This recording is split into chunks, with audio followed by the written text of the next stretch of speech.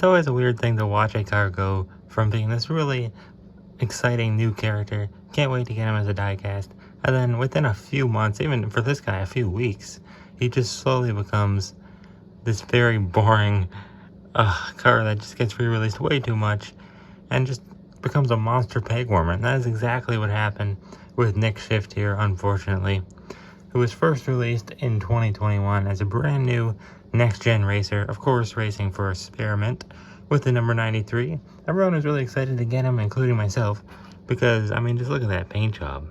Look how cool it looks. Very nice, cool blue color. I don't know, it's just like it doesn't really get emulated to the diecast very well. It kind of comes across as plasticky, especially that spoiler. But we'll take a closer look at his decals in a second here, when we get him all opened up. But anyways, very nice artwork here. It's a very cool release, obviously. It's necessary. Re-release all the next gens. He was one of the final ones. Of course, the final one was at the end of 2021.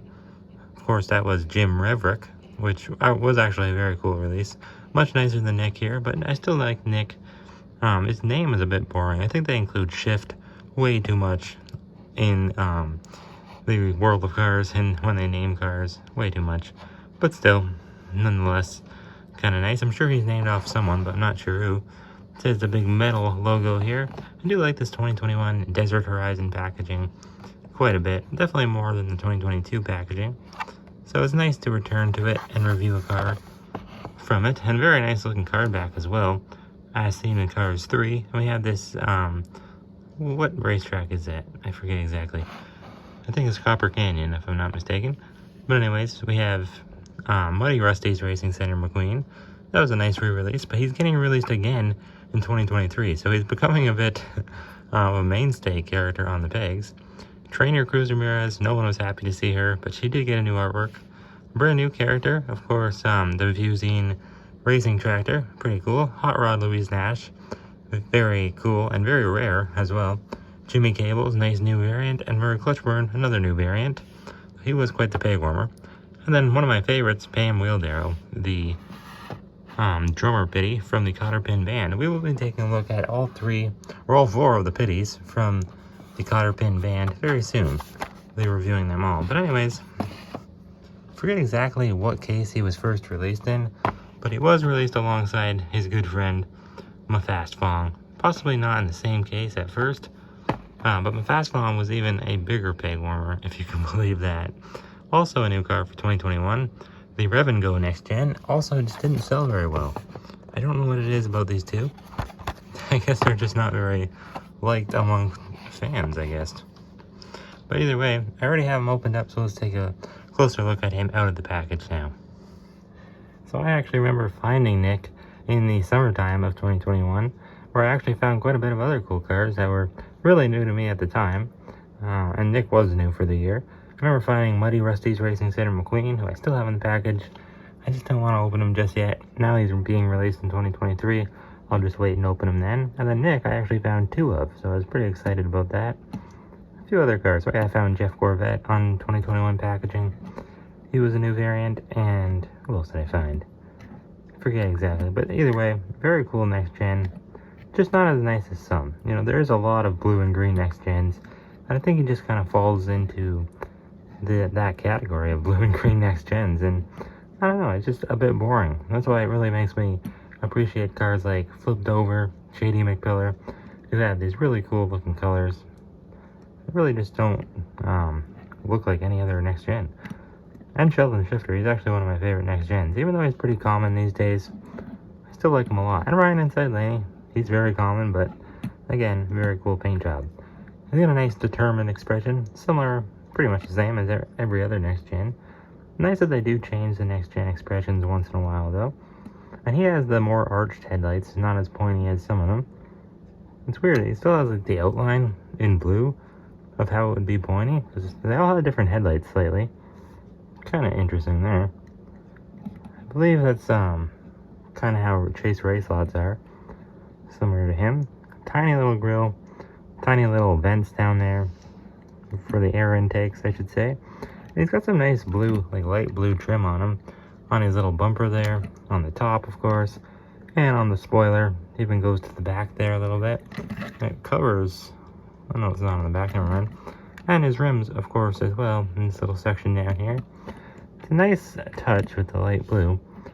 I don't know, I just feel like this really dark, almost turquoise blue doesn't really look accurate to how he looks in the movie, which is a bit unfortunate. But let me show you his artwork once again. I don't know, he just looks more metallic than his artwork. It kind of sucks that they didn't nail that paint job, because it could have been such a cool release, I think. But once again, that's what they did with Ryan Inside Laney. As cool as his paint job is, he technically should be more of a metallic orange. So it's not the first time Mattel has screwed up with something like this, for sure. It's got a cool design though, of course, racing for Spearmint. Yep. Pretty cool snowflake design on the hood. I like it. I don't know, it just doesn't call out to me as much as some other next gens do. The number 93 does not look very modern. Usually the numbers look very modern looking, the font they choose, but this one, not really. Definitely looks like it could be on a stock car. You've got the cool little Spearmint leaves there. Spearmint is a gum, I'm pretty sure. We'll take a look at the other Spearmint racers in a second. There's actually only one other one, I believe. Ernie Gearson. He has two variants. Now on the back, I don't know why mine has a weird, like a big chip right there on the left side. Kind of unfortunate. I don't think I caused it, but I'm not sure. Either way, I have one in the package. Those are his rookie racing stripes. And he's got the little 93 on the top left there as well, and Spearmint on the right. I really do like these taillights though. They're pretty unique. I believe, I forget who has them. Someone else has them though. Oh, I think Noah Gocek maybe? I forget. We'll take a look at some other next gens, of course, too, in a second. There's his contingency sponsors. They're all the exact same. Every next gen has the same ones. I don't know why. Piston Cup, Combustor, Carbon Cyber, and Synergy. And Carbon Cyber, like I said, was the last one to be released, Jim Redrick. So maybe we'll review him one day, but as for now, it's pretty darn rare. I only have one in the package, so I don't know if I feel like opening him. Now the weird thing about Nick is that he actually is a complete unibody. You can tell all the windows are metal, completely connected to the rest of the body. He does have window bars. They don't look too bad, but if you really look at them closely, it tends to look like a grainy TV screen. I'm not a huge fan of those. I kind of like when they put the plastic window inserts, to be honest. I'm not a huge fan of the plastic eye plates, which he also doesn't have. Once again, it's metal. But yeah, I know it's more metal is usually a better thing, but in this case, I feel like the windows look better when they're opaque plastic. They got them flipped over. He has some really nice windows. Very simplistic design. A couple lines going through them, but I don't know, it's just a lot of blue. And I really don't like that spoiler. I know it technically is accurate, I think. There's just nothing on it. Looks so plasticky as well. I'm not a huge fan. But anyways, if we take a look at the bottom of him here, his date stamp reads P14A. I think that means it was made in the 14th week of 2021, I believe. I doubt it would be 2020, a whole year ahead. Because he was in the middle of the year, I think. Made in Thailand, nothing going on in the base. So here's the entire Spearmint racing team. It's a pretty cool brand in the Piston Cup Racing Series. The weird thing is, there's actually only two racers, as you can tell. These guys are the exact same character. They're both Ernie Gearson, although they do have completely different models. Now, Pixar decided to do that with 6 of them. Carry over the original Cars 1 Piston Cup racers into Cars 3. I don't really know why. They are different models, but they do have very similar paint jobs, as you can tell. The Leafs, the number 93, the Spearmint logo, all in the very similar spots. Still has white trim on the wheels, but now he actually has, looks like some purple trim, or dark blue, looks like purple though. Very cool Spearmint leaves dotted around all over, and the very cool intricate diamond shaped design. Light blue color scheme. I really like this Cars 3 Ernie Gearson a lot. He has had a Thailand variant, I believe. This one hasn't though, not yet. The Cars 1 version. Yeah, very similar in terms of where the decals are placed. But I really like this new expression as well. Yeah, it's very lifelike. Very cool. Technically only a new melt. I believe the eyes are the same as the other ones of that model. Has the Cal Weathers model, and this one has, of course, the Leagueless model. The logo is quite different as well, though. Spearmint. I always thought it was Spearmint. That is not supposed to be an O. It's supposed to be a tire, I guess. Or a mint. I don't know what that is. It looks more like a tire here. Looks like the... Ernie keeps falling all around the table today. Yeah, pretty cool logo, though. Nice decal placement. And then, of course, on Nick Shift, it's just completely different. All the tires and the leaves pretty much are all replaced by what looks like snowflakes, which is kind of weird. Kind of an interesting choice. Pretty much he has retained the similar color scheme, though. Still very blue, but he doesn't really have any more green. So yeah, definitely not one of my favorite next gens. In fact, I think I would go with, in order of my favorites to least favorite, I'd probably go with Cars 3 Stock Car Ernie, and then Cars 1 Stock Car Ernie, and lastly Nick Shift, because I just don't love this paint job. I mean, it's not horrible. It's better than some. I don't know. I think even the Fastball has a nicer paint job, though. It's weird, because I usually love blue cars. This one just, I don't know, kind of missed the mark for me. I don't know if it's Mattel's fault or Pixar's fault. I don't know who's at fault here, but either way, pretty cool racing team. Something to point out, though, this guy actually has his own hauler, the semi-cab. It was released as a deluxe in 2021, the same guy, well, the same year Nick Shift was released. So that's kind of interesting. It would have been cool if they would have made Nick Shift's hauler, I think.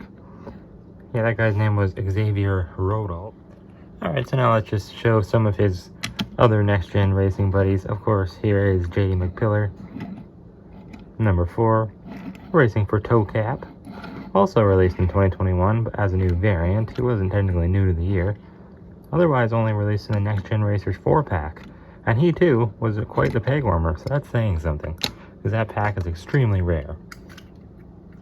Anyways, here's Chase Racelot. Very well-known car, obviously based on Chase Elliott, real-life NASCAR driver. Number 24 for Vitaline. Yeah, as you can tell, it's quite a bit different. He has a plastic eye plate and plastic window inserts. Just to compare them, it makes quite a difference. I think I like the inserts better. See, it just looks more clear, more defined. But I gotta say, the eyes, I don't know. I'm not a huge fan of the plastic eye plates. Sometimes they look better than other times. And then we even have Bubba Wheelhouse here, who has the plastic window inserts. He's pretty old, from 2017, so he doesn't have any window bars and no plastic eye plate. The next gens have seen quite a lot of variations. This one is pretty rare until it was released in 2022 in that 5-pack. Here's Noah Gocek, who is getting released in 2023. So I wouldn't doubt if Nick Shift does get a re-release this year. Who knows? It's possible. Hopefully he sells better. And he is a unibody as well. One last one to show. Dan Garcia. Quite the big peg warmer the year before in 2020. The gaskets next gen, number 80. Very cool. He always has a very cool design. Maybe I'll review him eventually.